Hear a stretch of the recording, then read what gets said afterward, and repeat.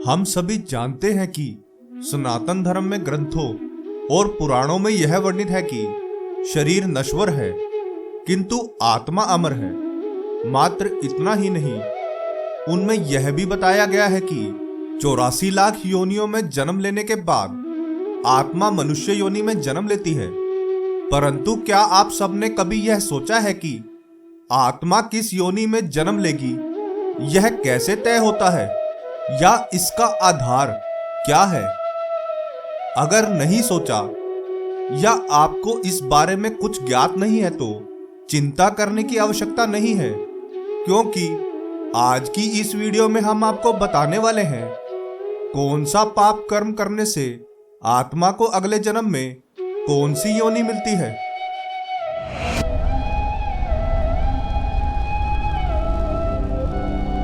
प्रणाम मित्रों, ज्ञान और वैराग्य चैनल में आपका बहुत स्वागत है। यदि आपने अभी तक हमारे चैनल को सब्सक्राइब नहीं किया तो जल्दी से कर लें। तो आइए शुरू करते हैं आज का यह वीडियो। जब भी कोई मनुष्य मृत्यु को प्राप्त होता है तो उसकी आत्मा उसके कर्मों के आधार पर आगे की यात्रा करने के लिए निकल जाती है एवं उसके पश्चात पुनः उस आत्मा का अगली योनि में जन्म होता है। वह सर्प, बिच्छू, श्वान या किस योनि में जन्म लेगी, इसका आधार उसके पिछले जन्म के कर्म बनते हैं, जिनके बारे में गरुड़ पुराण में विस्तार से बताया गया है।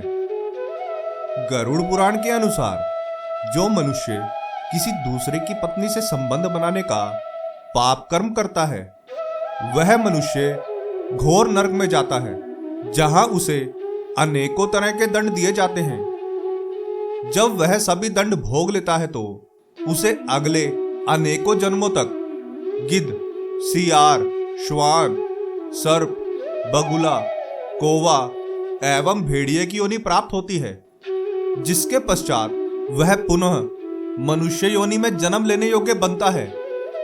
इसके अलावा जो मनुष्य अपने भाई को अपमानित करता है, उसका उचित मान सम्मान नहीं करता, उसे अगले जन्म में कोंच नामक पक्षी की योनि प्राप्त होती है। जो मनुष्य स्वभाव से लालची होते हैं तथा दूसरों की धन संपत्ति देखकर ईर्ष्या करते हैं, ऐसे मनुष्य कई बार सोने की चोरी करने का पाप भी कर बैठते हैं। ऐसे मनुष्यों के लिए गरुड़ पुराण में दंड स्वरूप कीड़े मकोड़ों की योनि में जन्म लेने के बारे में बताया गया है। एवं जो मनुष्य चांदी की किसी वस्तु या गहने की चोरी करता है, उसे अगला जन्म कबूतर योनि में मिलता है।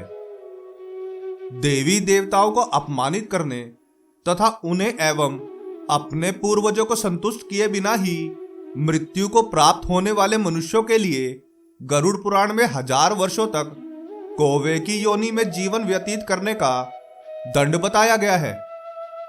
पूर्वजों को संतुष्ट नहीं करने का तात्पर्य यह है कि पूर्वजों की श्राद्ध विधिवत ना करना। यह पाप इतना बड़ा है कि केवल इतने से ही उसे इससे मुक्ति नहीं मिलती। उसके उपरांत भी उस जीवात्मा को सर्प योनि तथा मुर्गा योनि में जन्म लेने के बाद ही उसके पाप का अंत होता है। तब जाकर कहीं आत्मा मनुष्य योनि में जन्म लेती है। अब बताते हैं ऐसे मनुष्यों के बारे में जो दूसरों की स्त्रियों को चोरी करने के बारे में सोचते हैं या ऐसा पाप कर्म करते हैं। ऐसे व्यक्ति अगले जन्म में तोते की योनि को प्राप्त करते हैं। दूसरे की स्त्री चोरी करने का तात्पर्य यह नहीं है कि उसका हरण करना, बल्कि इसका तात्पर्य है कि किसी विवाहित महिला को प्रेम जाल में फंसाना या उसे अपनी ओर मोहित करना। यह पाप कर्म आजकल बहुत से व्यक्ति करते हैं।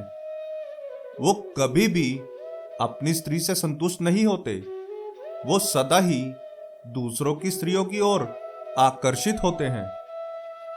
गरुड़ पुराण के अनुसार जो मनुष्य सुगंधित वस्तु एवं सुगंधित पदार्थ चोरी करने का पाप कर्म करता है, अगले जन्म में उसे छछुंदर योनि में जन्म लेकर अपने इस पाप कर्म का दंड भोगना पड़ता है। अब अंत में उस पाप कर्म के बारे में बताता हूं जिसे करने के बाद मनुष्य को कुत्ता, बाघ और मछली जैसे प्राणियों की योनि में जन्म लेना पड़ता है। वह पाप कर्म है किसी मनुष्य की किसी शस्त्र से हत्या करना। ऐसे मनुष्य अगले जन्म में गधे की योनि में जन्म लेते हैं एवं गधे की योनि में जीवन व्यतीत करने के बाद हिरण योनि में उन्हें जन्म मिलता है, जिसकी हत्या भी किसी अस्त्र से ही होती है। यह पाप कर्म इतना बड़ा है कि इतनी सरलता से किसी भी जीवात्मा को मुक्ति नहीं मिलती। इन सभी योनियों में जन्म लेने के बाद अंत में जब वह मछली, कुत्ता और बाघ योनि में जन्म लेता है तब उसे मुक्ति मिलती है तथा अंत में वह मनुष्य योनि में जन्म प्राप्त करता है। अब तो आप सबको यह ज्ञात हो गया होगा कि कौन सा पाप कर्म करने से अगला जन्म किस प्राणी का मिलता है। तो अब से आप सभी अगली बार जब भी कोई पाप कर्म करे तो यह अवश्य सोचे कि उसका परिणाम आपको अगले जन्म में अवश्य भोगना पड़ेगा।